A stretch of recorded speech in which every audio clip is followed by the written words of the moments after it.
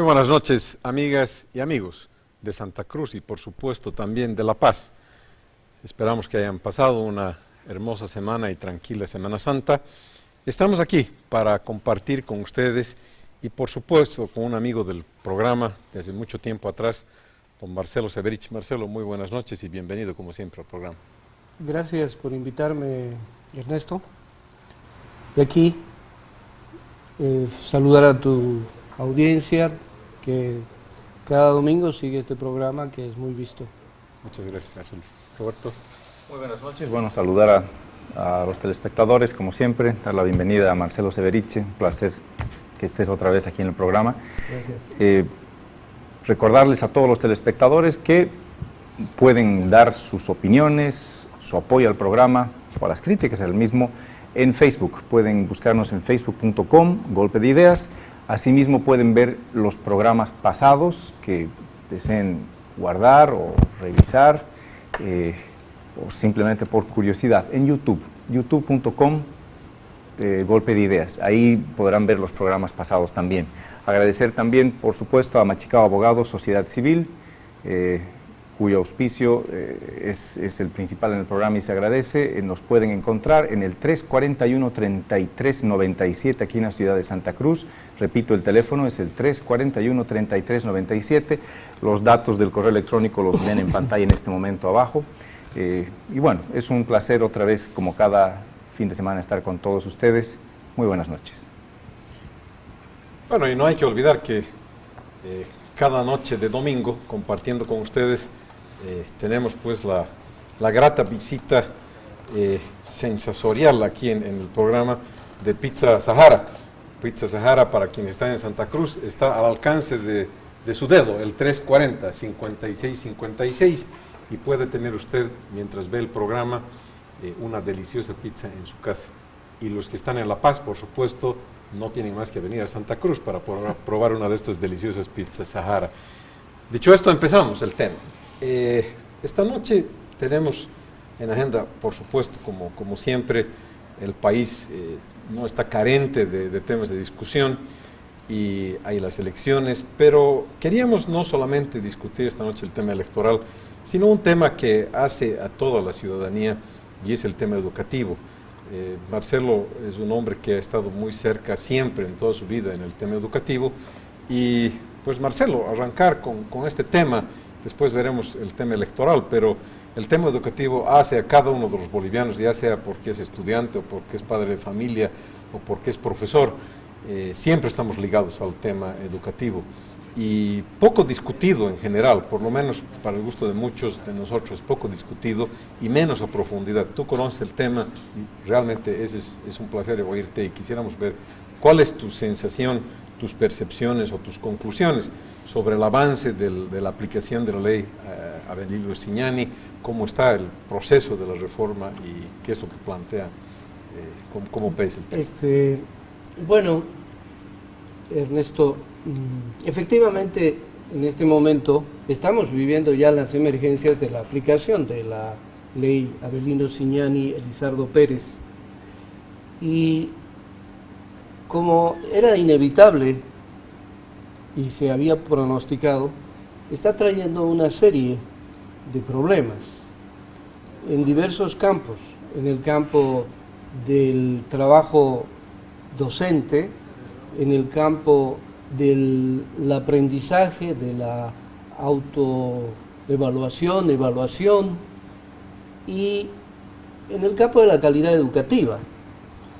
Se puede decir que el espíritu de la nueva ley es un espíritu bastante subjetivo porque busca transformar la sociedad a partir de la educación y convertirla en una sociedad donde domine los valores, los principios comunitarios, siendo que vivimos en una sociedad capitalista con profundas contradicciones y valores individualistas. Ese es el problema de esta ley.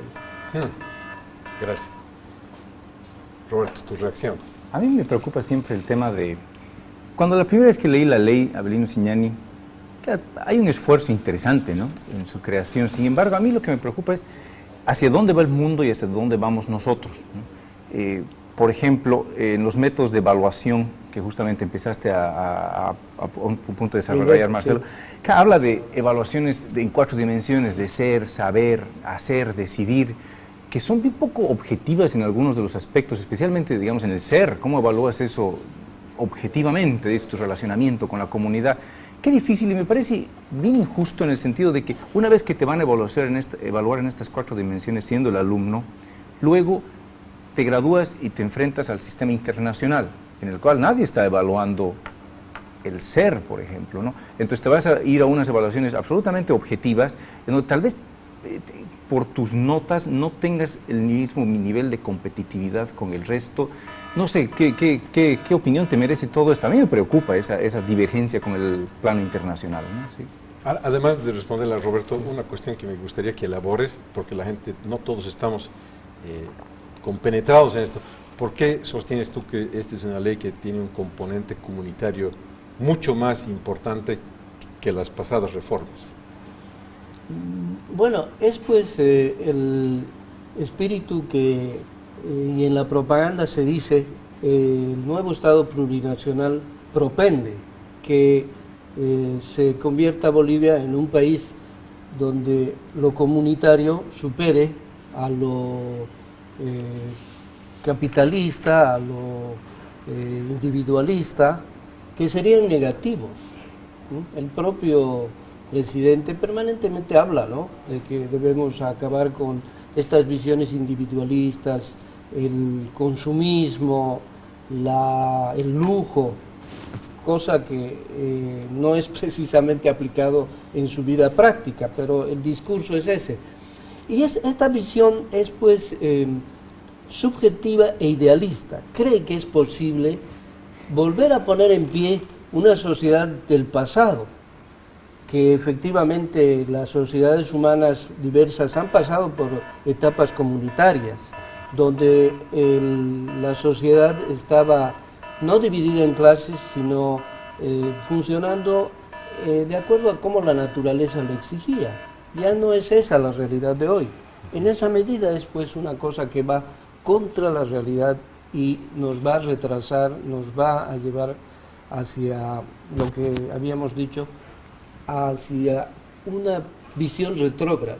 Claro, la aplicación misma de la norma, como llevan 2 años aplicándola, esta evaluación, porque veo que hay evaluación a los alumnos, hay evaluación a los maestros, y también veo que hay evaluación a los padres, ¿no?, en cuanto a su vinculación con sus propuestas de educación. O sea, los padres tienen un elemento bien activo, que pueden proponer cosas para la currícula.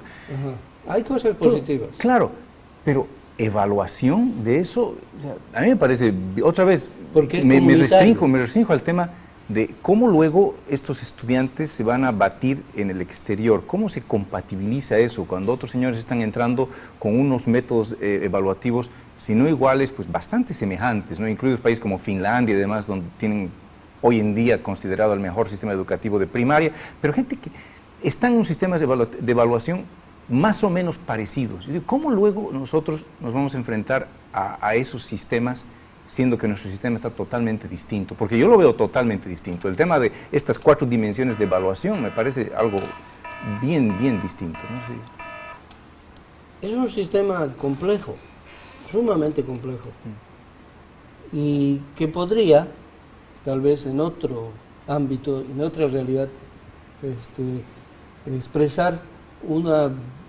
visión educativa superior. Pero en este caso es completamente voluntarista y que va a llevar, efectivamente, como tú dices, a aplicar evaluaciones donde los profesores van a tener que hacer casi un juego de azar, porque le van a ver al estudiante y van a decir, a ver, este estudiante está mejor, es mejor que el que entró el primer día de clases. ¿Cómo se puede evaluar que alguien es mejor o peor? ¿No se puede? Es muy subjetivo, porque no hay una tabla, no hay una medición, no hay algo objetivo en donde se pueda reflejar ello.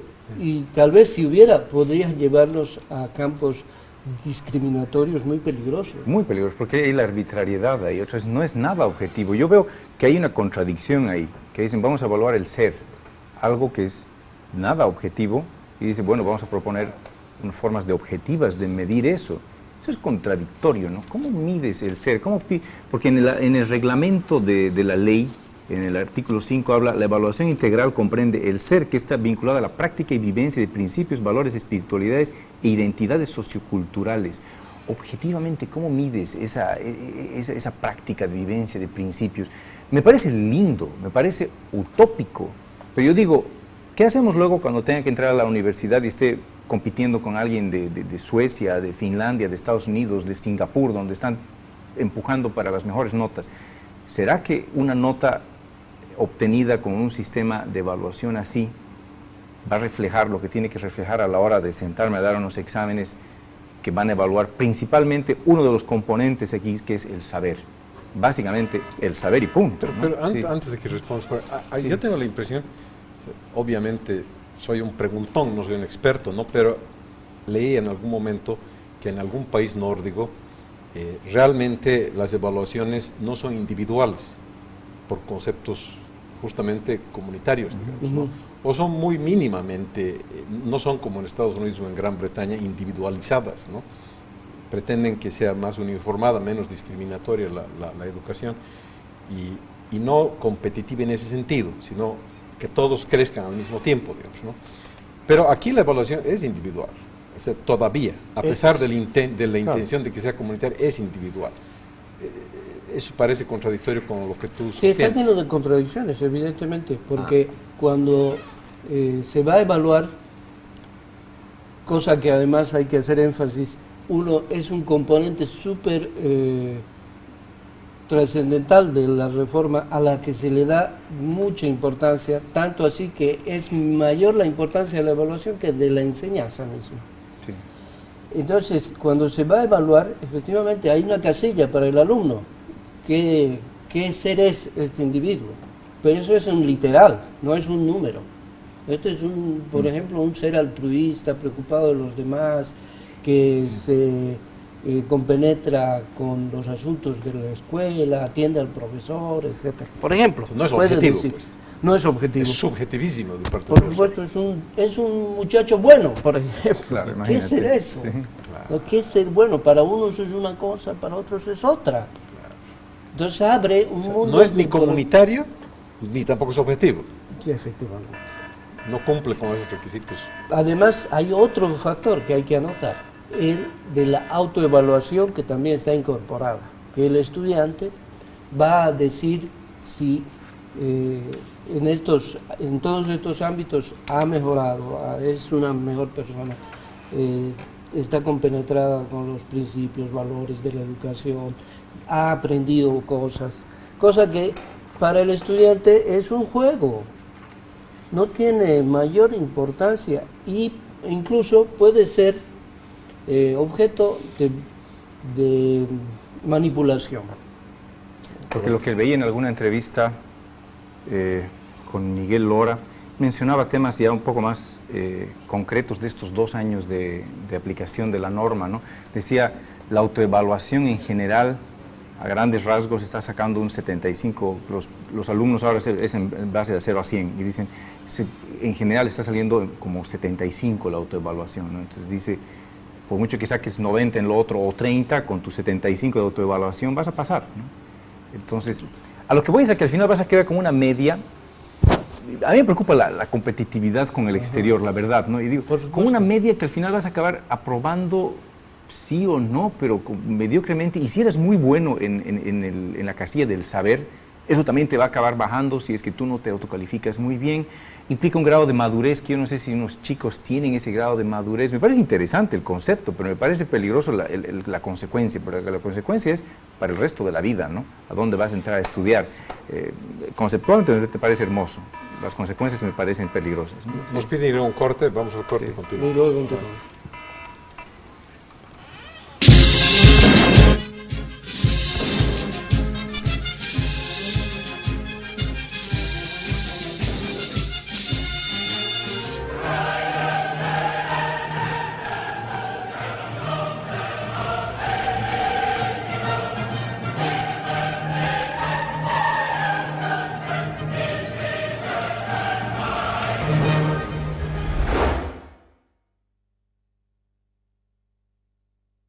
La policía boliviana, las empresas solidarias con la comunidad y este medio de comunicación, les recordamos que el sonido de una sirena anuncia la emergencia que lleva una ambulancia, un carro bombero o un vehículo de policía, que se desplazan rápidamente para cubrir un que compromete bienes y vidas humanas. En estos casos, los conductores deben maniobrar rápidamente para dar paso a estos vehículos que acuden a una emergencia. Y todos los ciudadanos deben colaborar ordenando el tráfico vehicular, porque en estos momentos lo importante es salvar vidas. Haga un compromiso solidario con la comunidad, porque la seguridad ciudadana es tarea de todos.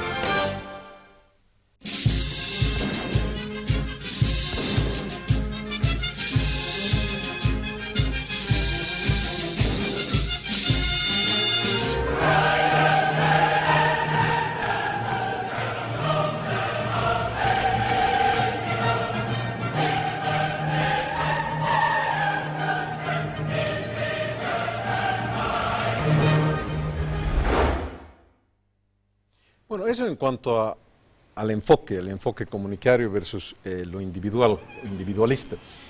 Hay un tema que ayer lo conversábamos a tiempo de hablar sobre el programa, Marcelo, y es que tú planteabas que realmente en esta fase de la implementación había un problema central que era el debilitamiento de las materias troncales por una fusión con materias que no eran troncales. ¿Cuál es el problema en este aspecto? Es un problema que debe preocupar mucho, principalmente a los padres de familia que no están enterados del asunto y ven que un poco sin involucrarse en el problema, que va a agravar la situación de la calidad educativa, que ya es mala, ¿no? Estamos viendo, por ejemplo, que el ingreso a la universidad arroja una cantidad cada vez menor de estudiantes que se tienen a través del examen el acceso. Y en estos exámenes a la universidad, por supuesto, hay el área de química, física, matemática, lenguaje, que los estudiantes encuentran bastantes obstáculos. Pero ahora, con la nueva currícula, se reduce la cantidad de horas, se fusiona química y física como si fueran lo mismo, se fusiona geografía y biología, cosa que uno puede decir que está pasando, y tiene que ver mucho con las concepciones filosóficas de la reforma, porque para la reforma postmodernista, que eso es, todo tiene vida, las cosas, las montañas, la geografía tiene vida y por lo tanto lo unimos a biología, cosa que parece y debe estar provocando en el mundo entero carcajadas, no parece chiste. Es que suena muy duro lo que comentas. En carne propia, bueno, no en carne propia, pero por oídos de primera mano, tengo pues una hija que me viene y me dice, ¿cuándo vamos a pasar guaraní? Me dice, ¿no? Y digo, bueno, ya estás pasando, ¿no? Ya hemos comprado los libros a principio de año. Y me dice, no, si todavía no estamos pasando, ya estamos en abril, ¿no? Y bueno, ya me entero en el colegio que van a empezar a pasar. Y veo por entrevistas con gente del magisterio y demás que hay problemas, ¿no? Los profesores en este momento se les está obligando, no sé cuántas horas, tú seguramente lo vas a hacer mucho más claro en esto, cuántas horas trabajan a la semana y que sobre esas mismas horas les están exigiendo dar lenguas nativas y demás, y no están necesariamente contratando a gente especialista en estas, sino que el propio profesor de primaria tiene que además dar lenguas nativas, ¿no? Tiene que además dar, por ejemplo, arte, cosas que no son especialistas. Entonces al final acabamos bajando el nivel considerablemente de lo que mencionabas, que ya tenemos un nivel bajo, pues con esto acabamos con un nivel más bajo aún, improvisando de una manera, a mi modo de ver, inaceptable, ¿no? Creo que así hay que presentarlo, es inaceptable. Efectivamente, los profesores en este momento están viendo su carga horaria en términos numéricos no varían, están recibiendo la cantidad que corresponde, pero están desmembrándose para el área que les corresponde y han estudiado en la normal y para otras que el gobierno está asignando, incorporando por ejemplo, computación, lengua nativa, artes plásticas, educación física. Entonces tú vas a ver a un profesor de química que tiene por ahí horas para dar educación física o dar guaraní.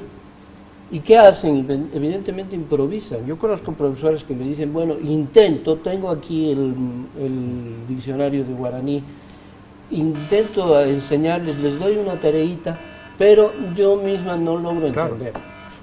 Qué difícil enseñar cuando uno mismo no sabe la materia. Por supuesto. Y más me preocupa aún por el tema, bueno, del guaraní estamos hablando especialmente del área oriental, que estamos aquí en el área oriental.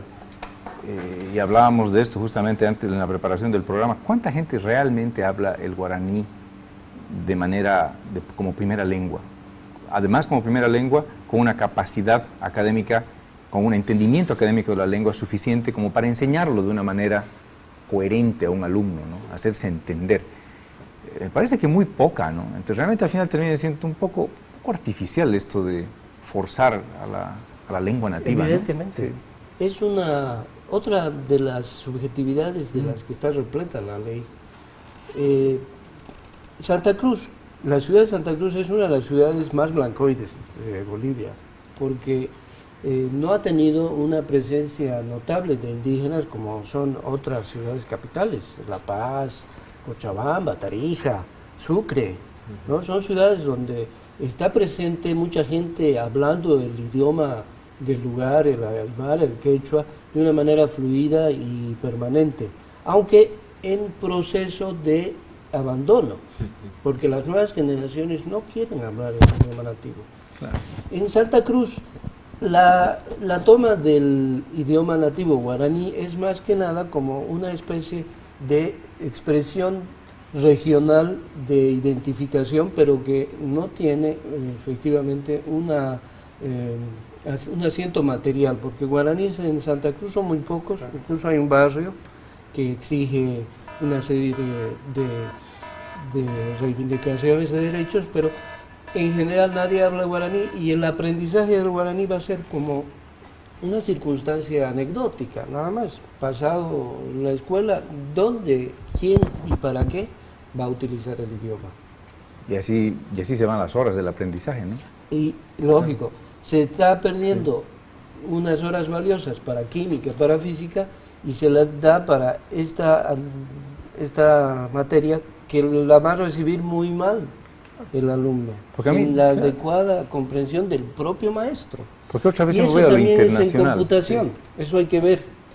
En el caso de computación, los profesores, virtualmente la mayoría son analfabetos informáticos, no saben manejar la computadora y sus alumnos saben más que ellos, están en el mundo tecnológico usando lo último.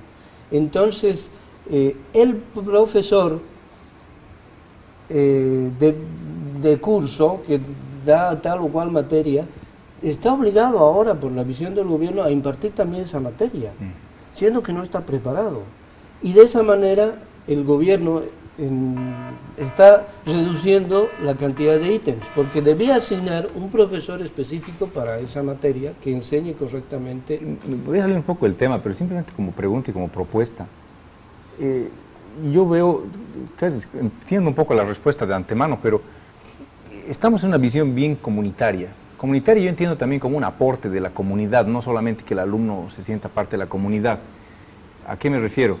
¿Qué pasa si hay señores recién profesionales o unos señores ya jubilados que deciden, por ejemplo, un abogado jubilado o un ingeniero que trabaje en Estados Unidos, venga de vacaciones acá y diga, quiero aportar, quiero ir a enseñar un semestre o dar charlas en colegios fiscales? ¿Puede o estaría negado totalmente por la norma o por los grupos sindicales o grupos de magisterio? ¿Se podría aportar así al sistema educativo? Yo creo que eso es fundamental, ¿no? Si alguien pudiera aportar, a mí me encantaría ir a sentarme como voluntario, ¿no? Nadie me pagaría unas horas a la semana y punto, ¿no? ¿Se puede hacer eso o es utópico? No, se puede, podría ser como producto de un proyecto comunitario, porque además hay eso, ¿no? a principios de año todos los colegios, los profesores, directores y en relación con los padres y los hijos, tienen que presentar un proyecto comunitario donde van a resolver supuestamente algún problema que tiene el barrio, que tiene el conjunto social.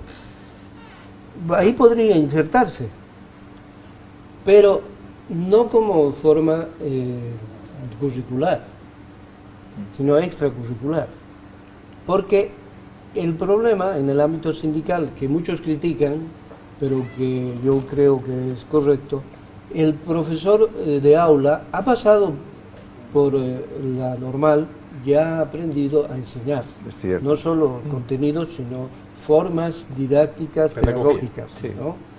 Y eso para el maestro es en realidad un valor muy importante y que se ha consolidado como una conquista que está en la ley, porque el escalafón del magisterio está hecho exclusivamente para profesores que han pasado por la normal.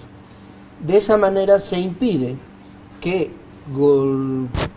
como quisiera este gobierno, improvisar con nuevos profesores que por afán político o por clientelismo los incorporan a impartir, o pueden incorporarlos a impartir clases. No, estoy el caso que tú planteas sería una excepcionalidad, no podemos generalizar. Por eso, o sea, yo no digo tal vez enseñar de manera corriente parte de la currícula, pero ese aporte comunitario que podrían dar los profesionales, que yo creo que sería importante.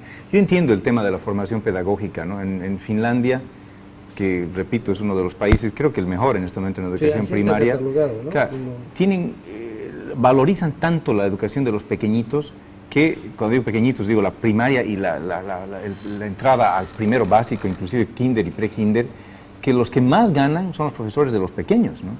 Los que más ganan son la gente mejor preparada y son muy respetados, ¿no? Y dicen que en el aula hay un profesor y siempre una especie de ayudante del profesor, que es el que va viendo quién tiene problemas.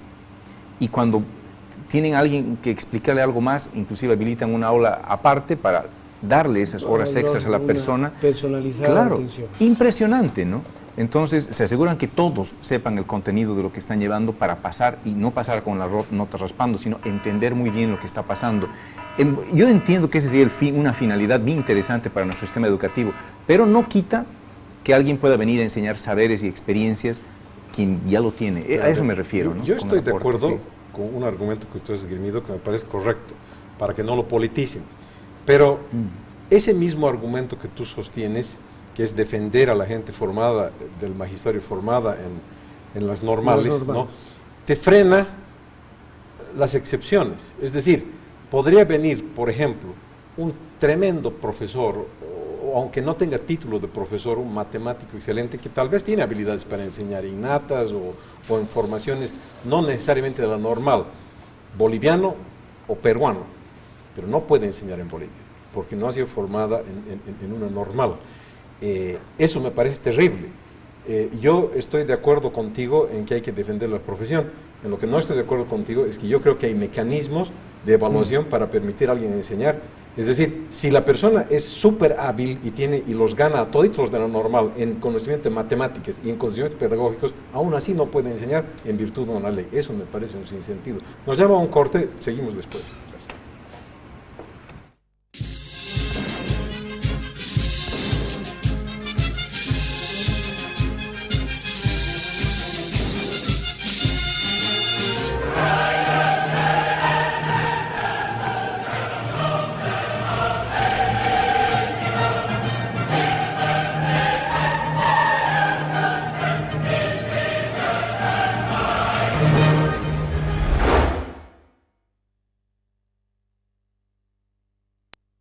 La Policía Boliviana, junto a las empresas solidarias con la comunidad y este medio de comunicación, les recomendamos que si es víctima de violencia familiar o conoce de algún caso de violencia física, sexual o psicológica, denuncie a la Brigada de Protección a la Familia o a la unidad policial más próxima, ya que las leyes protegen a las familias y si esto no se controla a tiempo, pueden generarse consecuencias como la disolución del matrimonio y con ellas diversas desgracias en el hogar.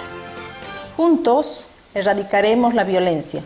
porque la seguridad ciudadana es tarea de todos.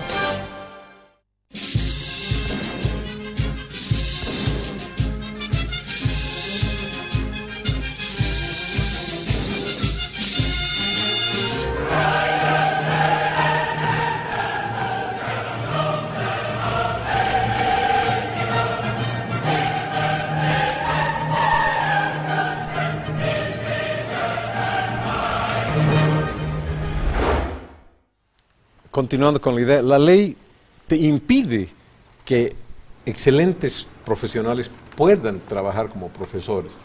Y esa ley ha sido elaborada en ese punto específico, en base a una defensa absolutamente atrincherada de los maestros en el país, ¿no es cierto? Pero eso me parece que es un sinsentido.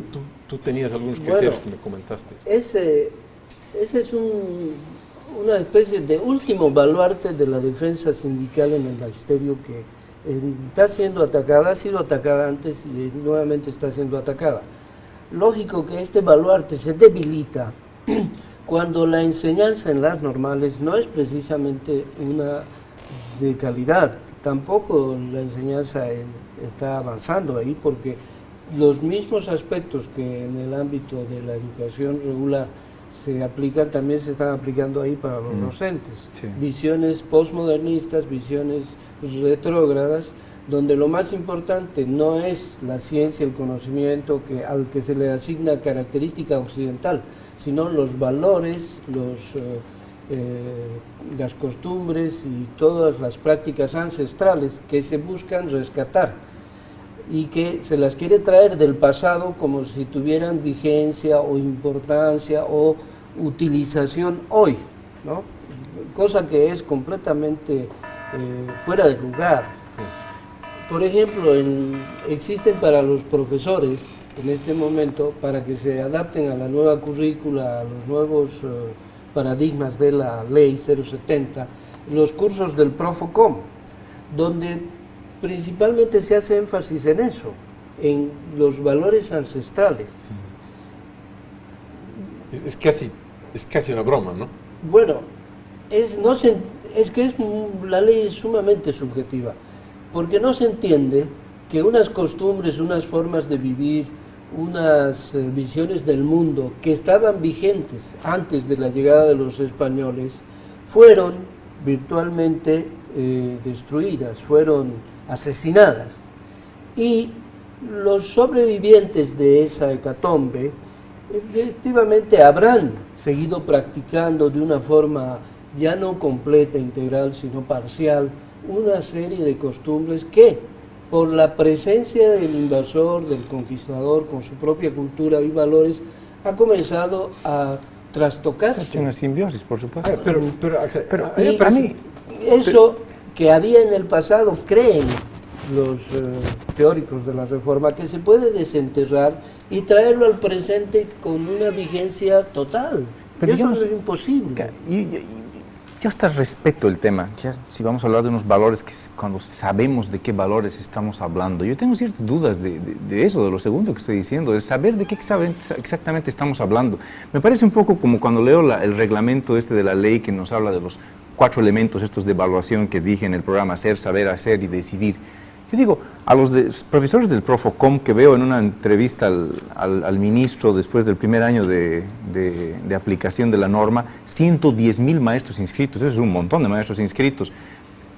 Cuando no entiendes bien una materia, como hablábamos hace un momento de los maestros que enseñan guaraní improvisadamente porque ni ellos lo saben y cogen un diccionario y tratan de enseñarlo, ¿qué tanto puedes enseñar? Cuando no se entiende muy bien cómo va a ser este método de evaluación de estos 4 elementos que no se entiende muy bien exactamente, menos el del saber, ¿qué voy a evaluar? ¿Qué se está enseñando en el Profocom? ¿Qué realmente está ocurriendo ahí adentro? Y a mí lo que me preocupa de todo esto es el experimento. Al final, nosotros como país no participamos en los exámenes internacionales para nuestra juventud como los exámenes PISA. Pero el saber que ya cada vez entra menos gente a la universidad porque no podemos aprobar los propios exámenes internos para la universidad, me preocuparía aún más el hecho de que en un día nos metamos a hacer un examen PISA, ¿en qué lugar vamos a salir mundial? Estamos cada vez más lejos, creo, ¿no? Yo traigo a colación un elemento de la vida real. Cuando yo me formaba profesionalmente en Estados Unidos, tenía muchas amistades judías. los chicos judíos van al colegio regular en Estados Unidos, de 9 de la mañana a 3 de la tarde. Luego de hacer lo que hacen en el colegio por la tarde, van al colegio hebreo y le aprenden la cultura judaica. A lo que voy es, ¿por qué yo dije hace unos minutos atrás, casi risible lo que acontece, ¿no? Porque, por ejemplo, estos niños hebreos en Estados Unidos, judíos, aprenden ciencias, biología, todas las materias troncales, igual que todos los demás estudiantes. Pero además de eso, ¿no?, llevan su cultura y su religión por la tarde. Es decir, toda la cultura y la religión no está en desmedro de las troncales, de lo que va a ser su vida futura en cuanto a su productividad en un mundo moderno individualista, como tú dices, ¿no es cierto? En cambio, lo que yo oigo que está ocurriendo aquí es que toda la parte cultural está siendo ocupada en vez de lo troncal. Claro. Es una cuña que se está introduciendo en la currícula, desvalorizando, quitándole importancia a las materias que en el mundo de hoy son trascendentales. Ahora, estos valores, estas cuestiones ancestrales de las que tanto se habla y que se busca rescatar, encontrar, reproducir, son pérdidas de tiempo en realidad, porque no deben ser objeto de enseñanza, porque en realidad aún no han sido reconocidas adecuadamente bajo la luz de la ciencia. Deben ser objeto de estudio por la arqueología, por la antropología, que deberá emitir una serie de documentos, de textos, de teorías que podrían ya enseñarse en la escuela. Pero aquí es pura improvisación, viene una mauta y dice, bueno, así era el pasado. No sabemos. Por ejemplo, se reúnen los del Fondo Indígena en unas grandes comilonas, dizque, para discutir cuáles eran las culturas ancestrales, y para eso sirve, para justificar eso, para justificar el mal uso de los recursos del Estado, en realidad, porque finalmente no se descubre qué cosa es eso, porque no es cuestión de ser adivino, sino de ser un estudioso, serio y concienzudo, que vaya a la realidad del social, a los restos de esos elementos culturales para reconocer. O sea, estos dos últimos, o sea, los 2 años de aplicación de la ley Avelino Cignani, en realidad parece negativo, ¿no? La evaluación general. Digo porque siempre enfocándome en la comparación, porque vivimos en un planeta y si no nos comparamos con el resto no sabemos exactamente dónde estamos parados, ¿no? No me gusta parecer alguien que está en Facebook comparándose con el resto. No vivimos de la comparación, pero nuestros estudiantes viven en un planeta, van a estudiar fuera, van a competir con gente de fuera, los extranjeros vienen y trabajan en nuestro país porque no podemos cerrar las fronteras. Si cada vez somos menos competitivos, ¿qué nos espera como país? Me preocupa eso de no ver eso en el sistema educativo, me parece fundamental entender eso. Y no tenemos que inventar la pólvora a veces, ¿no? Tal vez es... Yo sé que uno de los temas fundamentales de la ley es la descolonización, pero eso no significa no poder coger las mejores ideas del extranjero, que es lo que hacen todos los países, y aplicarlas. Y no veo que en otros países estén aplicando, se estén disparando al pie, estén aplicando normas educativas que vayan a representar un desmedro a la educación general del estudiante. Y veo que eso está ocurriendo en los últimos 2 años en nuestro país. Sí. Bueno, lamentablemente... no hay una evaluación lo suficientemente seria de la aplicación de la reforma, porque hay que esperar todavía, ¿no?, que salga el primer producto, ¿no?, que sería en 4 años más, por lo menos en la secundaria. Pero esos exámenes que comentas que entran menos a las universidades ya es una primera muestra. No es precisamente producto de reforma, todos, ¿no? Los últimos 2 años, ¿no? Sí. Es algo mucho más del pasado todavía. Pero se han intentado hacer evaluaciones. El año pasado se han reunido, los profesores han asistido a una reunión con el Ministerio de Educación y los resultados no se han dado a conocer porque son desastrosos. No lo quiere dar a conocer el gobierno e inventa de que todo es una maravilla. Pero eso es por no entender. Es como cuando uno trata de hablar algo que no sabe, no se entiende, ¿no? A mí me parece que ese es el problema. ¿Cómo vas a enseñar a evaluar? Yo creo que ni los profesores mismos entienden bien su método de evaluación, porque ¿cómo vamos a evaluar algo que no entendemos muy bien cómo evaluar, ¿no? Por supuesto, la Porque actitud... es que te digo, objetivamente, cuando yo veo los libros de los niños ahora de primaria, son mucho mejores de los que yo tenía en primaria. ¿Para qué? Están muy bien, son buenos libros, son súper interesantes, de hecho. Pero algo está fallando en la enseñanza de estos libros para que el resultado no sea el que uno espera. Tal vez justamente esa falta de entendimiento de qué es, por qué vamos a unir la geografía con la biología, ese tipo de cosas, ¿no? Si no entendemos bien el fondo de las cosas, ¿cómo las vamos a transmitir? Estamos viviendo, yo creo, un experimento, y un experimento que me duele que sea un experimento con nuestra juventud, siempre estamos experimentando Sí. en Bolivia y los resultados no han sido precisamente buenos. Pero Son los conejillos de Indias. Ahora, pero respondiendo a lo que tú dices, los profesores, ¿cómo responden a esto? Lógico, hay de todo. No se puede decir que los profesores son la maravilla andando. Tampoco se puede decir que es un desastre. Hay profesores que están preocupados, están tratando de entender y están tratando de aplicar, pero no es la mayoría. Y la mayoría está acostumbrada ya a un ritmo, producto de su experiencia, y están haciendo lo que hacían antes.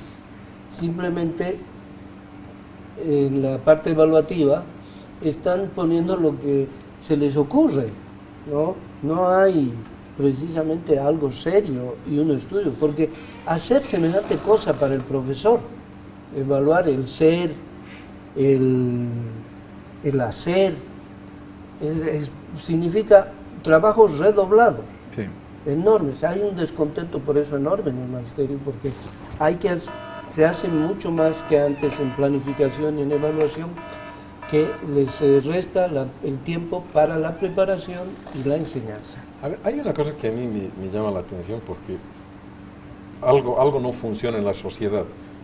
Lo que señala Marcelo hoy día tiene mucha lógica, pero en el sistema político, ¿no? Todo esto no es materia de discusión. Es más, este programa no debería estar en el aire, porque este es un tema que no se discute en general, ¿no es cierto? Muy pocas personas y pocos grupos políticos discuten este tema. Quienes están en el Parlamento, que son los que deberían discutir, o regionalmente, hoy día que hay autonomías, este debería ser un tema de discusión en Santa Cruz, por ejemplo, donde se maneja mucho el tema de que la diferenciación con la cultura andina, pero tampoco aquí se discute absolutamente nada de eso. Simplemente el chisme es discutir esto en algún café, pero no formalmente en las instancias políticas, porque finalmente el cambio tiene que venir por instancias políticas, sí, ¿no? ¿Cómo ves esto? Las competencias de nivel autonómico, puede ser un poco pesado con la lectura, pero es bien importante.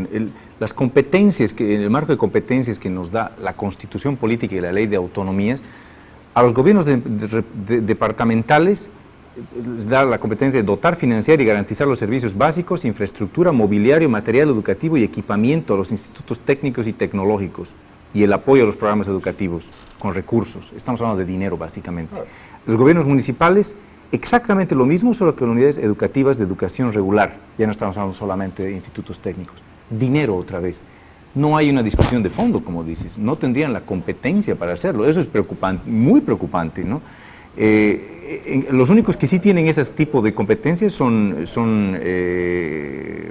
los indígenas, ¿no? Las autonomías indígenas, que sí tendrían unas competencias que van mucho más allá, ¿no? Lo que decíamos, el tema de los padres que van la a Asamblea Legislativa de Santa Cruz no puede discutir el tema educativo si no es pupitres. Plata, dinero, provisión, apoyo, pero no habríamos discutido una política o hacia dónde, a la izquierda o a la derecha, hacia dónde va la educación. Pero y la Asamblea Nacional sí podría discutir. Por supuesto, claro. Pero ahí está gente de Santa Cruz. Pero esta Asamblea ha aprobado pues la ley, ¿no? Y se ha aprobado en tablas. Porque, bueno, hay que entender una cosa, la educación es un instrumento que en manos del Estado va a llevar adelante una visión de cómo quiere formar al hombre, al individuo, a la gente.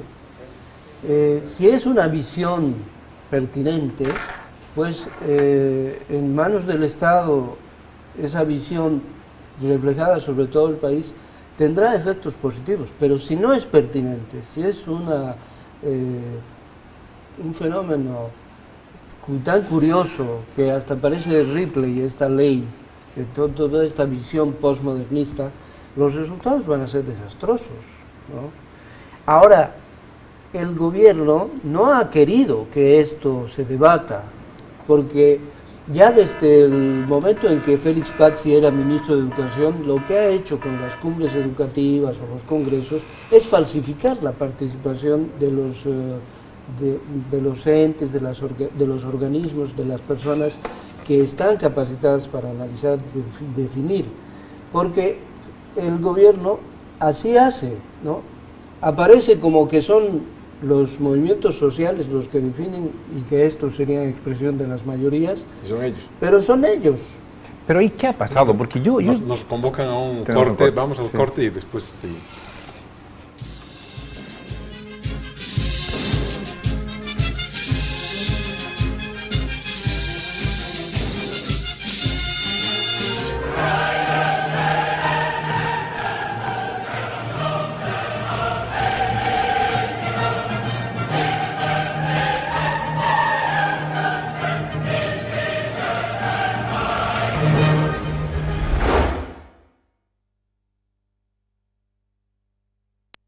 Soy el abogado Fabián Alfonso, del Rotary Internacional.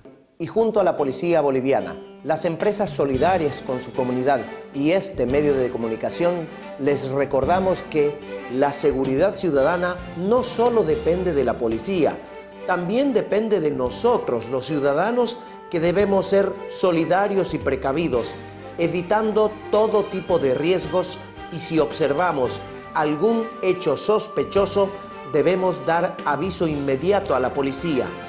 Todos debemos comprometernos con la seguridad ciudadana, porque la paz y tranquilidad, más que desearla o exigirla, debemos construirla entre todos.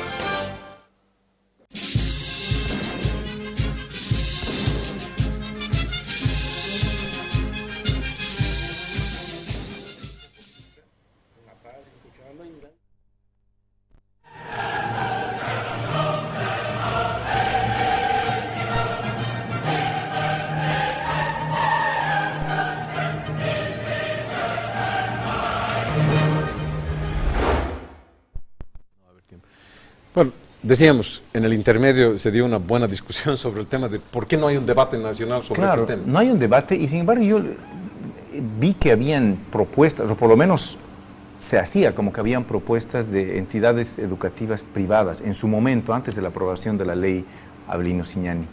Y digo, ¿qué ha pasado en el intermedio? ¿Esas propuestas se han plasmado? Yo entendería que no, porque la visión de la ley y del reglamento de evaluación del proceso formativo obedecen a una visión no solamente única, sino bien tildada, o sea, es bien radical, ¿no?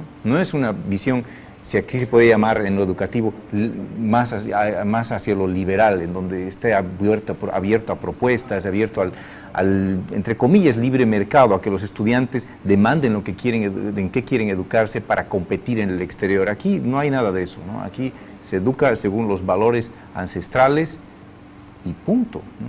O sea, así lo dice el Estado central y así te tendrás que educar. Y eso me preocupa otra vez la divergencia que se hace con el exterior y el mal pie en el que los estudiantes entran a la competencia internacional con sus pares, ¿no? Han habido propuestas, indudablemente, pero han sido frenadas, primero porque han habido presiones del propio gobierno a través de diversos mecanismos, principalmente sobre las entidades privadas y sobre la Iglesia. La Iglesia finalmente ha decidido no combatir ni discutir más el asunto, porque finalmente ha logrado que permanezca la enseñanza religiosa. Entonces la Iglesia ha dicho amén y es una de las más entusiastas aplicadoras de la reforma. Eso es muy peligroso en realidad, porque tal vez haciendo algún paralelismo, pero sin ser lo mismo, con esta ley lo que se impulsa es que prevalezcan visiones mágicas, visiones muy del pasado muy idílicas y míticas y se abandone lo que el mundo de hoy exige, el conocimiento basado en la ciencia, basado en la investigación. Y me parece, digo, el paralelismo, estar en un experimento como que se produce en los países árabes, ¿no? Donde las madrasas, los movimientos islámicos imponen una visión de la realidad donde el centro es la presencia divina y las costumbres y valores árabes, ¿no? Dando la espalda a lo occidental, que es conocido como colonialista, etcétera, cosa que es una lectura completamente falsa. Claro. Hace poco tiempo se dio la aprobación del decreto supremo, tal vez fue un problema más político que educativo, pero no deja de ser muy importante, en el cual se otorgarían o se otorgarán 100 becas a los mejores graduados de Bolivia para las mejores universidades del planeta. Tu único requisito es ser admitido en una de esas universidades. Eso parecería un buen paso, ¿no? Sin duda, me parece un paso muy positivo. Sin embargo, si le estás poniendo trabas a su buena educación a nivel primario y secundario, me parece bien difícil que luego hayan este elemento para ser exportado a las mejores universidades del planeta como resultado de estas trabitas que se le va poniendo en su educación. Me parece que cada quien logre pasar esos obstáculos y encima sea tan competitivo son unos tipos que son los genios, ¿no? Pero me parece un poco contradictorio, pero como propuesta, me gustaría que el país, claro, y me gustaría que el país, si vamos a adoptar esa visión de mandarnos a las mejores universidades del planeta, realmente, ya no es la primera vez que lo digo en el programa, pero yo digo, el país debería, si vamos a realmente juzgarnos cómo estamos en lo educativo antes de echarnos loas, es, ¿por qué no hacemos que nuestros estudiantes den el examen internacional PISA? Para saber exactamente cómo estamos, ¿no? Mientras tanto no sabemos cómo estamos, ¿no? Eso implica valentía nacional, que demos el examen PISA. ¿Deberíamos darlo o no? Por supuesto, el problema es una política de Estado, pero lo que tú dices demuestra una inconsecuencia en realidad, porque si en el ámbito educativo formal estamos hablando de lo comunitario, rechazando lo individualista, rechazando esas formas propias del capitalismo, de la competitividad, terminamos con el producto llevando a un ámbito de la competencia, pero para unos cuantos, ¿no? Claro. Solamente unos cuantos. Y ahí uno dice, bueno, ¿qué pasa acá? Si primero nos han dicho que lo principal es lo comunitario, al final del proceso nos dicen que lo principal es lo competitivo. Los premiados son los que destacan en el saber, uno de los tres elementos de las evaluaciones, nada más. Demuestra una total improvisación, ¿no? Para unas cosas, y de acuerdo al estado de ánimo con el que se levante el ministro, se llevará adelante de modo comunitario y para otros de modo competitivo. Pero además hay un tema, ¿no? Porque ya estamos al borde del cierre, muy cerca. Tú mencionabas que está ausente el debate por varias razones, ¿no? Pero una que me parece bien importante, nos llama ya a cerrar el programa, es que ¿cómo se va a dar el debate en un ámbito en el que el gobierno maneja la acreditación o desacreditación de los centros educativos, universidades, por ejemplo, ¿no? En una universidad donde se dé un debate adverso a la ley o al enfoque del gobierno, va a sufrir consecuencias. Claro. Nos llama a cierre, lamentablemente estamos otra vez con el tiempo en contra. Bueno, pero que sirva para que la sociedad y principalmente los padres de familia se preocupen, porque ahí sí va a haber debate cuando la gente se introduzca en el problema. Exacto. Gracias, Marcelo, como siempre un placer tenerte aquí en el programa. Gracias. Y la gente más que todo te agradecerá. Pues. Gracias, Roberto. Sí, gracias y buenas noches a los telespectadores. Hasta la siguiente semana. Y no se olviden, esta semana de comprar Pizza Sahara al 340-5656. Vivir felices y tranquilos comiendo una gran pizza. Muchas gracias a ustedes, amigos, por habernos acompañado en otro capítulo más de Golpe de Ideas con un tema fundamental para la vida de cada uno de ustedes, la educación. Nadie en Bolivia puede decir que está lejos de la educación. Todos somos, tenemos que ir a la universidad, al colegio, nuestros hijos, nuestros nietos, en fin. Los 10 millones de bolivianos estamos involucrados íntimamente con un tema que hoy día se lo ha silenciado. Nadie habla de ello. Muchas gracias, pues como siempre, hasta la próxima semana. Que les vaya muy bien.